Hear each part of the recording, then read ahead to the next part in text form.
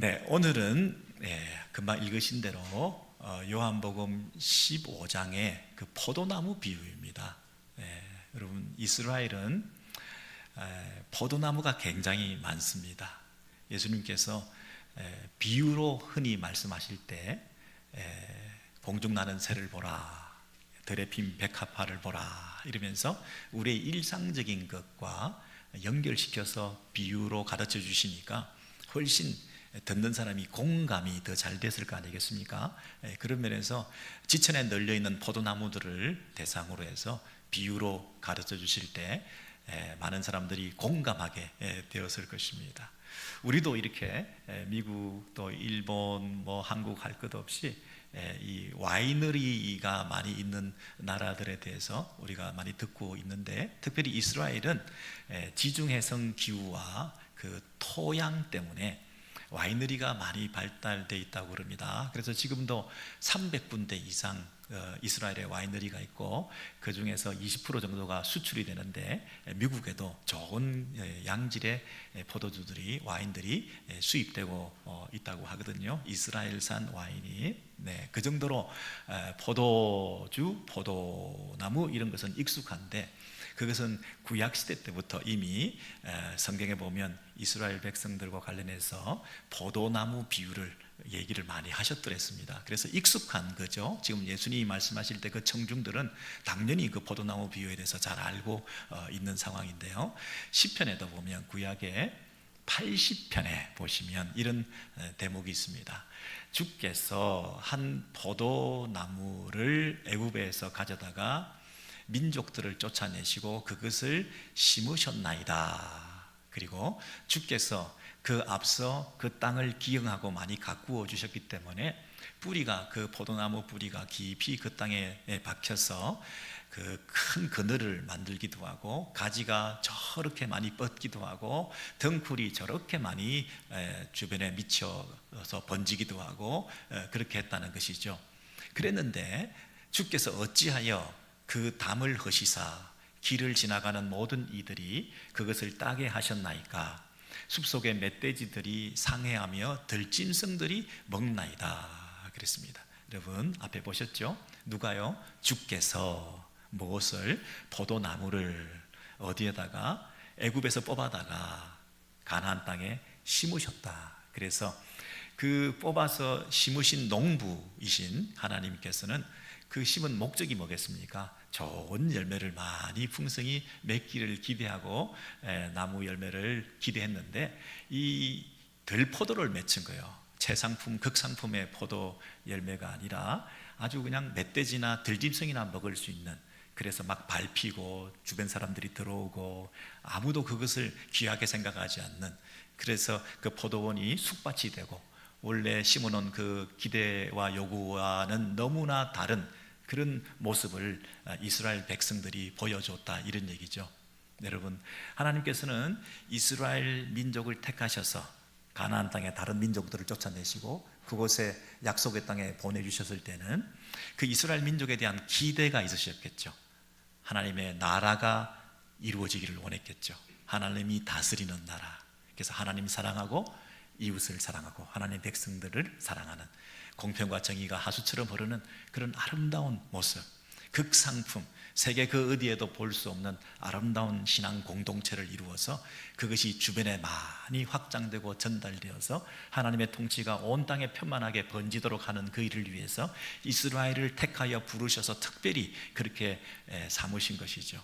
그래서 그런 이스라엘이 되기를 원했는데, 이스라엘이 다투고 폭력, 그리고 강폭, 그리고 서로 이 빈익빈 부익부 양극화, 이 무산자들과 이 자본가들이 서로 대립하고 갈등하는, 그래서 너무나 공평하고 정의로운 사회가 되지 않고 힘의 논리로 지배하고 있는 그런 아주 세상과 다를 것도 없는 그런 나라가 되었기 때문에 세상의 그 경계선, 담이 무너지고 마음껏 들어왔다 나갔다, 교회가 세상인지 세상이 교회인지 모를 정도로 이스라엘이 그 구별된 아름다운 신앙의 자태를 드러내는 그런 나라가 되지 못했기 때문에 들짐승이나 세상 사람들이나 열방이나 이방 사람들이나 막 이렇게 섞여 있는 이런 세속화의 길을 걷게 된 것을 볼 때 하나님의 마음이 늘 아프셔가지고 이것을 어떡하나 그러고 있는 상황이었다는 것입니다.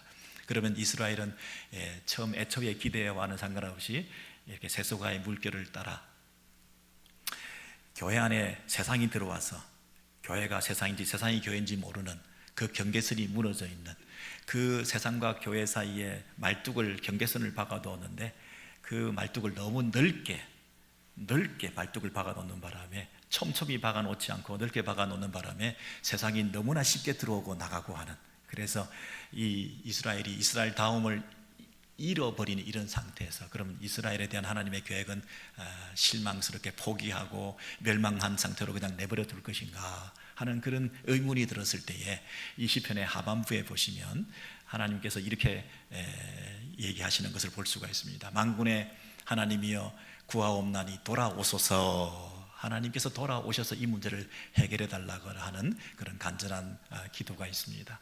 하늘에서 다 굽어 살펴보시고 이 포도나무를 이렇게 멸망하게 내버려 두지 마세요.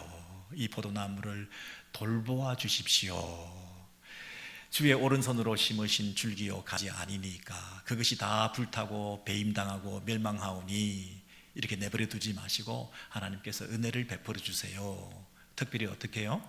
주의 오른쪽에 있는 자, 주의 오른쪽에 있는 자, 이 말은 하나님의 오른팔, 하나님께서 귀히 능히 쓰시는, 그리고 하나님과 동등한 신적인 인물, 하나님의 오른편에 있는 그분, 곧 그랬으니까 그분과 동일한 분이 누구냐 하면 주를 위하여 힘있게 하신 인자에게 주의 손을 얹으소서. 인자는 뭡니까?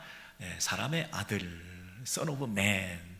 아니 하나님과 동등한 우편에 계시는 신적인 인물인데 이분은 곧 사람의 아들이라는 것이죠. 이런 분이 하나님 앞에 쓰임을 받아서 당신이 능력의 손을 얹어주셔서 이 종을 통해서 우리를 다시 회복시켜 주십시오. 그리하시면 우리가 주에게서 물러가지 아니하오리니 우리를 소생하게 하시고 우리를 돌이켜 주셔서 주의 얼굴의 광채를 비춰주심으로 말미암아 우리가 구원을 얻을 수 있겠습니다 라고 하는 것이 시편 80편의 노래요 또 예언적인 그런 시편이었던 것입니다.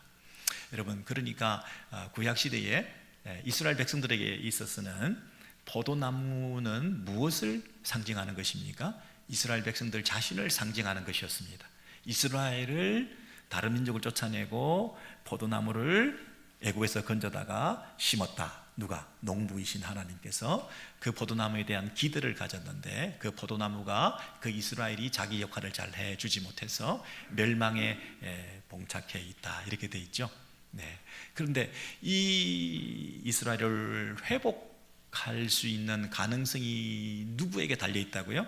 하나님의 오른편에 있는 자, 신적인 하나님과 동등한 그러나 사람의 아들인 인자가, 그분이 오셔서 이 일을 회복해 주실 것이다 하는 기대가 700~800년 전에 이미 시편에서 예언되어져 있었던 것이죠. 그런데 오늘 읽었던 요한복음 15장 제일 첫 구절을 보시면 이분이 뭐라고 얘기를 하냐면 나는 참 포도나무요 내 아버지는 농부라, 이렇게 얘기를 했다는 겁니다. 여러분 같이 한번 읽겠습니다. 시작. 나는 참 포도나무요 내 아버지는 농부라. 이렇게 말한 사람이 누구라고요? 예수님이. 예수님께서 내가 true vine이다. 여러분 그냥 포도나무가 아니라 참 포도나무다. 그리고 내 아버지가 농부 되신다. 내 아버지가 농부라, 이렇게 얘기를 하셨다는 겁니다. 자, 그러면 이 세상에 농부이신 하나님께서 예수 그리스도를 이 땅에다가 심어 놓으셨다는 거죠. 포도나무를. 예수님을 이 땅에 심으시고 그 그분이 참 포도나무가 되게 하셔서 그 포도나무를 통해서 이 세상 가운데 많은 열매를, 좋은 품질의 포도를 기대하고 계신다, 이런 뜻이죠. 그럼 이 얘기를 들었던 사람들 중에 누가 제일 큰 충격을 받았겠습니까? 이스라엘 사람들입니다. 이스라엘 사람들은 자기가 포도나무인 줄 알았는데 예수님이 포도나무라고 얘기를 하는 거예요. 더 이상 이스라엘은 포도나무가 아니다. 하나님께서는 예수 그리스도를 통해서 포도나무의 그 일을 계속해 가시고자 하신다. 하나님께서는 가나안 땅에 애굽에서 뽑아다가 심은 그 이스라엘 민족이 하던 그 일이 누구를 통해서 완성되게 하신다고요? 하나님께서 예수 그리스도를 이 땅에다가 갖다 심음으로써 예수 그리스도를 통해서 그 포도나무를 향한 하나님의 기대를 이루어내시겠다. 그게 누구라고요? 농부가 하신 일이라고요. 예. 여러분, 흔히 요한복음 15장을 포도나무와 가지의 비유라 이렇게들 말씀하시는데 15장 1절에 제일 처음에 뭐라고 시작하냐면 나는 참 포도나무요 내 아버지 농부다. 그렇게 얘기했기 때문에 이것은 포도나무와 농부의 비유입니다. 하나님의 의도와 뜻이 이 세상 가운데 묻어 있는 것이죠.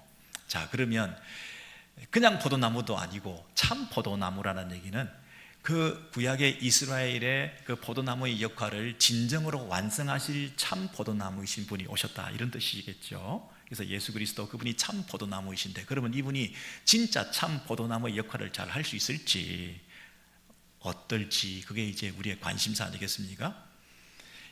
어떻게 예수 그리스도를 통해서 아까 시편에서 인자가 하나님 우편에 계시는 그분이 이 땅에 오셔서 그 일을 하실 거라는 예언이 바로 본인 자기를 통해서 그 일을 이루어진다고 하는 그 예언 성취의 차원에서 이제 그분이 이제 사역을 시작하셔서 포도나무의 그 열매를 풍성히 맺히는 일을 자기를 통해서 해야 될 텐데 이분이 지금 어떻게 그 일을 할 수 있을까요? 이게 우리의 관심 아니겠습니까? 근데 우리가 요한복음을 쭉 읽어오는 것을 통해서 보면 지금 예수님은 떠나실 때가 됐거든요. 지난번에 우리 요한복음의 구절을 보셨죠? 1장부터 12장까지 전반부가 끝나고 이제 13장부터는 영광의 책이다. 그래서 죽으러 가시는 거다. 12장까지 가르치시고 표적을 행하신 일들을 다 끝내셨던 것이죠. 그래서 13장에 이제 본격적으로 죽으러 가시는데 뭐라고 얘기하시냐면 13장 1절입니다. 내가 세상을 떠나서 아버지께로 돌아간다. 그때가 이런 줄 알고 내가 떠난다 라고 13장부터 내가 떠난다는 얘기를 하고 계시는 거죠. 그리고 14장에도 뭐라고 하느냐면 내가 너희를 위하여 거처를 예비하러 가노니 그랬죠. 그분이 이제 12장까지 사역을 마치고 13장 14장에서 나는 떠난다, 나는 간다 라고 얘기를 하셨다는 거예요. 떠난다, 간다, 너희를 떠난다, 간다 이렇게 얘기를 하시고 난 다음에 15장 오늘 1절에서 뭐라고 하시느냐면 나는 참 포도나무다 이렇게 말씀하셨다는 거예요. 나는 떠난다, 간다, 그런데 나는 참 포도나무다. 그리고 그 참 포도나무다라는 얘기를 15장 4절 5절에서 끝부분에 뭐라고 얘기하시느냐면 나를 떠나서는 너희가 아무것도 할 수 없다. 나를 떠나서는 너희가 아무것도 할 수 없다. 제자들에게 이 말씀을 하시는 거죠. 정말 이상하죠. 그분은 지금 떠난다, 간다, 잘 있으라 하시는데 13장 14장에서, 근데 15장에서는 나를 떠나지 마라, 나를 떠나서는 아무것도 할 수 없다. 떠나시는 분이 나를 떠나지 말라 이렇게 말씀하신다는 것이죠. 여러분, 여기서 이분이 열매를 맺는 방식은 무엇인가에 대해서 우리가 짐작할 수 있겠죠. 이해가 되십니까 여러분? 그분은 지금 떠나십니다. 예. 그런데 떠나시면서 우리를 고아처럼 내버려 두지 아니하시고 누구를 보내주신다고요? 보혜사 성령님을 보내주셔서 지금은 너희가 나를 보지만 앞으로는 예수 그리스도가 떠나시고 난 다음에 예수 그리스도의 영이, 성령께서 오셔서 피지컬리 지금 내 몸을 너희들이 보고 있지만 앞으로는 나의 영이 너희들 가운데 임하여 이제 눈으로 보는 것이 아니라 영적으로 임재해서 내가 너 안에, 네가 내 안에 있는 완전한 연합을 이루게 될 거다. 그렇게 말씀을 하시는 거죠. 지금은 내가 개인적으로 내가 이곳에 내 몸을 네가 보면서 나와 함께 있다고 느끼겠지만 앞으로는 내가 너희들 안에 그 암으로 인해서 내가 떠나는 사건이 아니라 너와 함께하는 사건으로 승천의 의미를 바로 이해해야 된다. 내가 떠나는 것이 아니라 그것은 곧 만남의 사건이다. 그래서 예수님 그분이 우리를 고아처럼 내버려두지 않고 지상에서 하시던 사역을 마무리하시고 천상의 사역을 계속하시면서 지상 사역과 천상 사역은 연결되어 있는 것이지 내가 떠남으로 끝나는 사역이 아니고 계속해서 이 일을 계속해 갈 텐데, 내가 참 포도나무로 이 땅에 왔다 그러면 앞으로 참 포도나무로서 내가 너희들과 함께 내가 참 포도나무인 그 역할과 사명을 계속해 나갈 거다. 그런데 어떻게 하느냐 하면 나를 떠나지 마라, 내게 붙어 있으라, 성령으로 연합되어 있으라. 그 방법으로 계속해서 너희들이 포도나무인 나에게 붙어있는 가지로서, 가지인 너희들이 나에게 붙어있는 그 머무름의 일들이 지속되는 것을 통해서 생명력이 전달되어서 너희들에게 열매 맺는 그 일을 통하여 이 참 포도나무 사역이 완성될 것이다. 그 일을 누가 시작했다고요? 농부이신 하나님께서 시작하셨는데, 생명을 주시는 그 농부이신 하나님께서 포도나무를, 예수를 이 땅에 심으셨고, 그 예수 생명인 그 생명력이 하나님으로부터 동일하게 나무를 통해서 줄기로 그리고 가지로 번져갈 때 그 맺히는 가지의 그 열매는 동일한 생명을 가진 그 포도나무의 생명의 열매가 된다는 것이죠. 여러분 이해가 되십니까? 하나님의 생명, 그리고 예수의 생명, 그리고 예수에게 붙어있는 우리 각 성도들의 그 생명이라는 것이 동일하게 연결되어 있는 열매라는 것입니다. 여러분 크리스마스 추리 장식할 때 보면 그 죽어 있는 나무지 않습니까? 그리고 아티피셜로 이렇게 그냥 꾸며 있는 나무인데 전기를 연결하면 뭐 이렇게 데코레이션이 얼마나 화려하고 이쁘고 아기자기하고 번쩍번쩍하고 그렇습니까? 그 가지마다 붙어 있는 그 이쁜 동그란 뭐 별 모양의 뭐 이런 거 얼마나 반짝반짝 빛나고 좋습니까? 근데 그게 여러분 어떤 면에서는 너희가 나를 떠나서는 너희가 아무것도 할 수 없습니다. 이 대목 15장 4절 5절에 보시면 너희가 나를 떠나서는 너희가 아무것도 할 수 없다. 그 구절을 우리가 마음에 꼭 새겼으면 좋겠습니다. 나를 떠나서는 너희가 아무것도 할 수 없다. 나를 떠나서는 너희가 아무것도 할 수 없다. 예수님은 떠나시는데 우리들은 떠나지 말라. 나에게 꼭 붙어 있어야 된다. 나를 떠나서는 아무것도 할 수 없다. 그러니까 우리가 무슨 일을 하든지 어떤 일을 한다 하더라도 그것이 화려하고 반짝반짝한 일이고 큰 일이고 엄청난 사역이고 사람들이 칭찬하고 부러워할 만한 그런 일을 많이 했다 할지라도 우리가 나를 떠나서는 아무것도 아니다 이런 뜻이잖아요. 우리가 더 중요한 것은 관계다. 나를 떠나서는, 나와의 관계를 떠나서 니들이 하는 일들은 아무것도 의미가 없다 이런 뜻이기도 하잖아요. 그죠? 여러분 우리가 사역에 열심을 다할 수 있죠. 그 사역이 크고 반짝반짝하고 굉장히 사람들이 부러워할 만한 그런 멋진 사역이 될 수도 있지만 사역보다 더 중요한 것은 평소의 삶이다. 평소에 하나님과의 관계 안에서 피어나고 전달되는 그 생명력으로 인해서 이 열매를 맺는, 하나님의 생명이 전달되는 열매를 해야지 하나님과 상관없이, 예수와 상관없이 내가 혼자 열심히 뜨거움으로 간절함으로 내가 나를 드러내는 그런 내가 영광받고 내가 나를 자랑하고 내 안에 있는 자생적인 힘으로 뭔가를 표출해내고 열매 맺었다고 하는 그 착각들 속에서 그것이 생명력 없고 지속력 없고 영향력 없는 그런 모습으로 우리가 살 수 있지 않나 하는 생각을 할 때 우리가 예수께 붙어 있다는 게 너무너무 중요하다는 것입니다. 사역도 그렇고 우리의 삶도 그렇고 신자로서. 근데 예수님께서는 포도나무신데 포도나무신 그분이 열매 맺는 방식은 우리 신자라는 이 열매를 통해서, 신자라는 가지를 통해서 열매 맺는 것으로 자신의 포도나무 역할을 다 하시겠다는 거 아닙니까? 그분이 떠나시면서 나를 떠나지 말라 막 이렇게 애원하다시피 붙들으시는 건 뭐냐면 너희들도 나를 떠나서는 존재 의미가 없지만 나도 너희를 떠나서는 아무 존재 의미가 없다, 이런 뜻이기도 하잖아요. 내가 포도나무로 이 땅에 왔는데 포도나무로 이 땅에 심어 놓으신 하나님의 그 뜻을 이루기 위해서는 너희들이 나와 함께 해줘야 된다, 그런 뜻이잖아요. 여러분 놀랍지 않습니까? 가지가, 나무가 없는 가지라는 것은 의미가 없죠. 그렇죠? 아니 나무 없이 어떻게 가지만 그 의미가 있겠습니까? 우리가 예수 그리스도 없이 우리 신자가 무슨 의미가 있겠습니까? 그러나 반대로 가지 없는 나무, 이건 너무 웃기지 않습니까?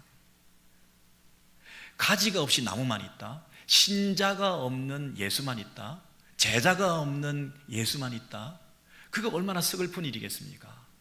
나를 떠나서는 너희가 아무것도 할 수 없다, 이 말은 너희들 없이는 나는 아무것도 할 수 없다, 이런 뜻이기도 하지 않습니까? 그러므로 너희들이 제발 나한테 붙어 있어라.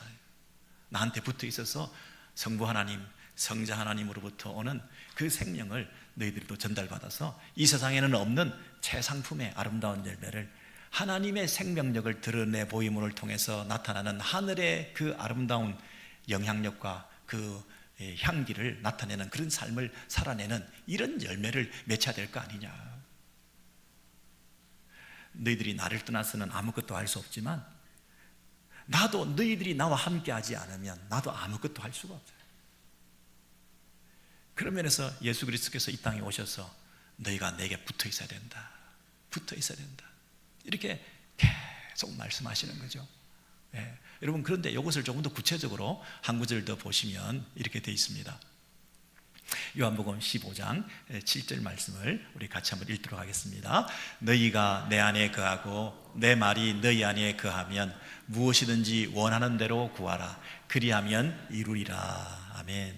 여러분 일단 딱 보니까 내 말이 너희 안에 거하면, 그리고 원하는 대로 구하라, 그리하면 이루리라.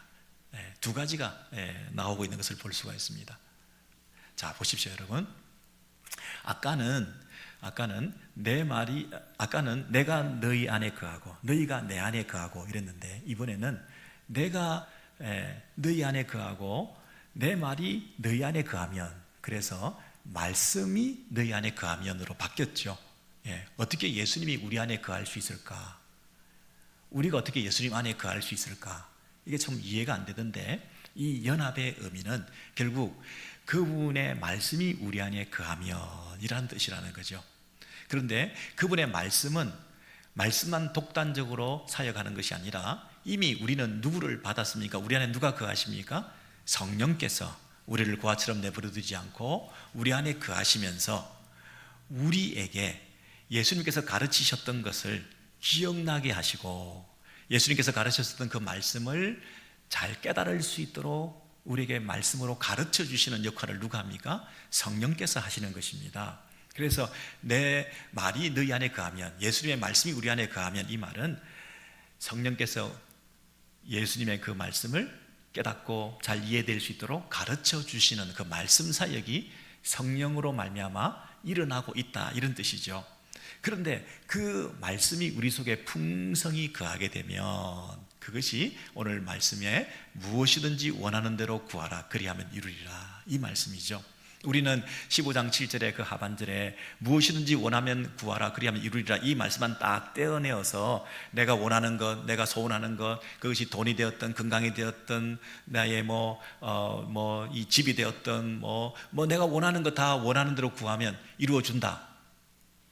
내가 지금 마음에 소원하는 것은 기도 제본 이거입니다. 신급하고 긴급하고 내가 소원하는 거 이거 좀 이루어 주시기 원합니다라고 막 구하고 그러면 이루어 주신다라고 해서 기도했는데 세상에 기도해도 응답도 없고 내가 소원하는 것 하나도 이루어 주지도 않아서 실망도 하고, 아니 성경에 이렇게 돼 있는데 왜 그것을 안 해주시는지 잘 이해가 안 된다. 우리가 그렇게 생각할 때가 참 많았는데 오늘 다시 이 본문을 보니까 너희가 내 안에 거하고 내 말이 너희 안에 거하면 이라는 앞에 첫 번째 구절이 붙어 있는 거예요.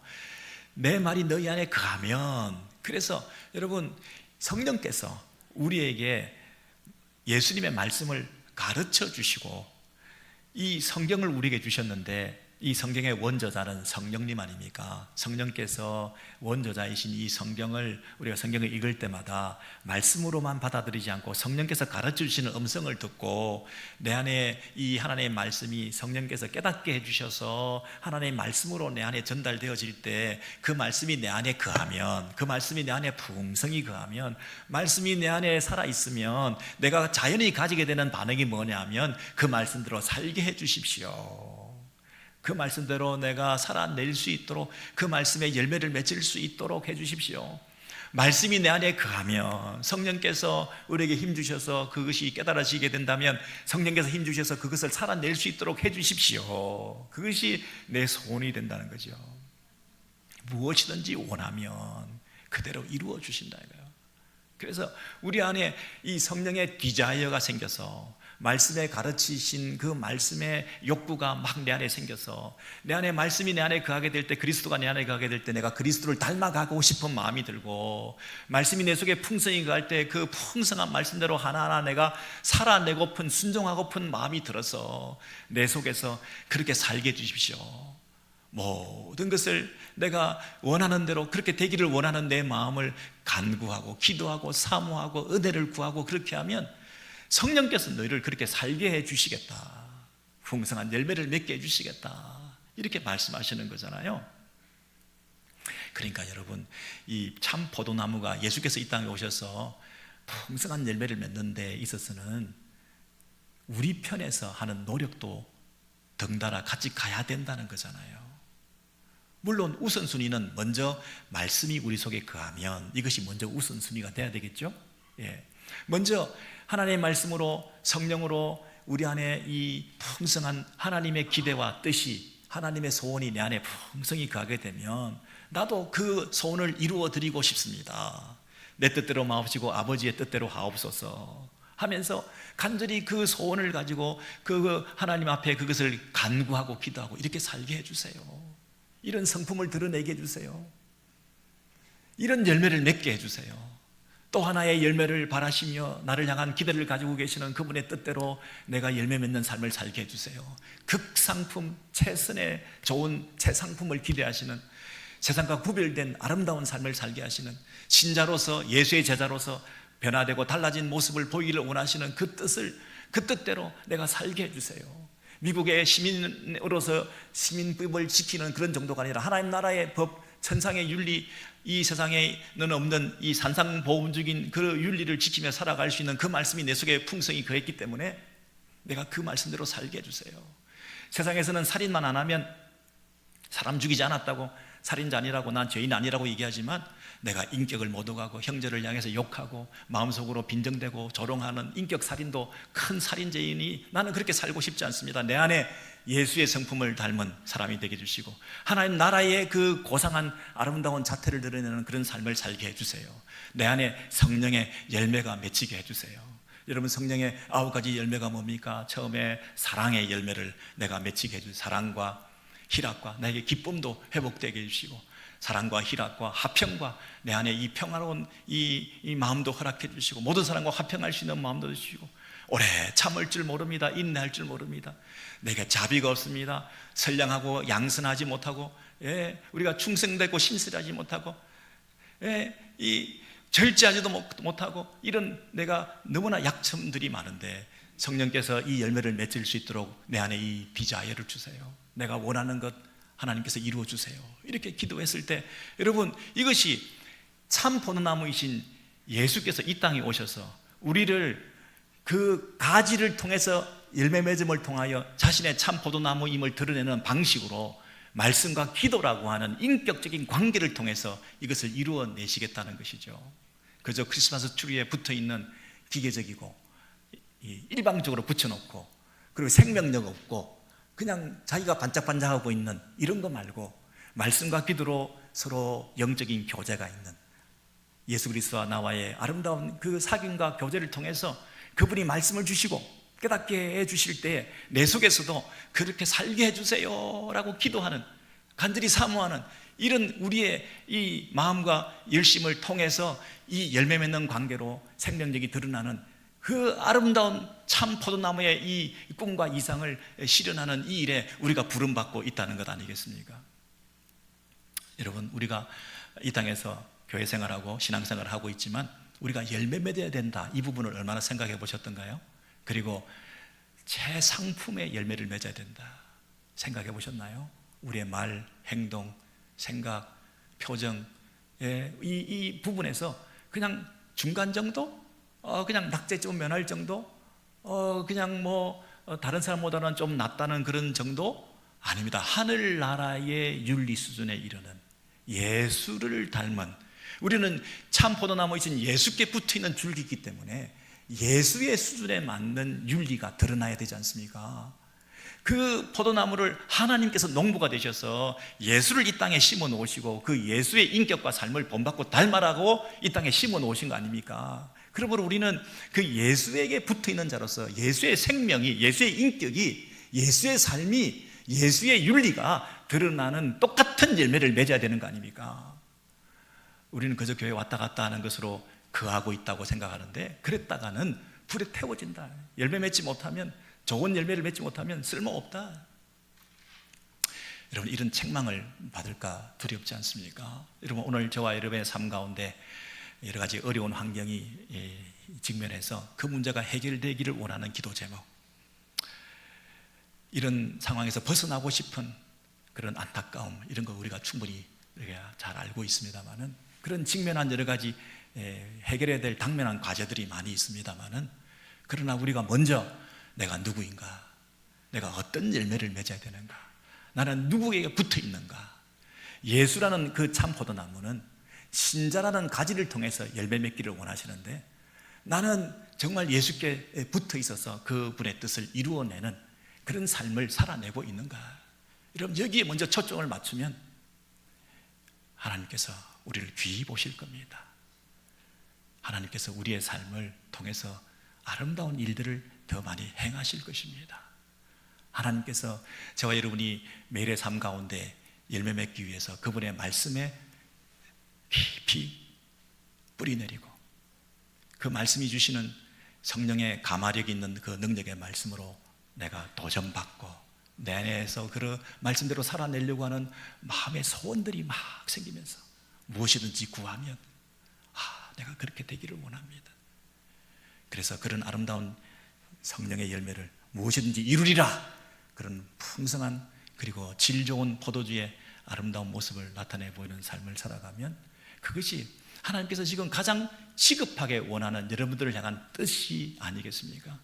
여러분의 가족관계, 남편과 아내, 부모와 자식, 교회 안에서 성도들이 만나는 이 모든 대화나 관계나 사귐들이 그저 피상적으로 아무렇게나 하는 그런 관계가 아니라 열매 맺는 관계로, 얼마나 우리가 예수께 붙어 있는지, 하루하루 매일의 삶 가운데서 이런 사명을 가지고 우리가 살고 있는지, 그런 부분에서 우리가 도전받게 되는 참 포도나무와 하나님, 그리고 그 가지된 우리의 모습을 우리가 본받게 되었습니다.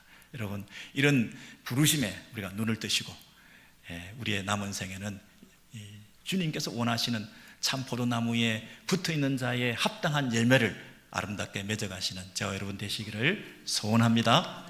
잘했어요.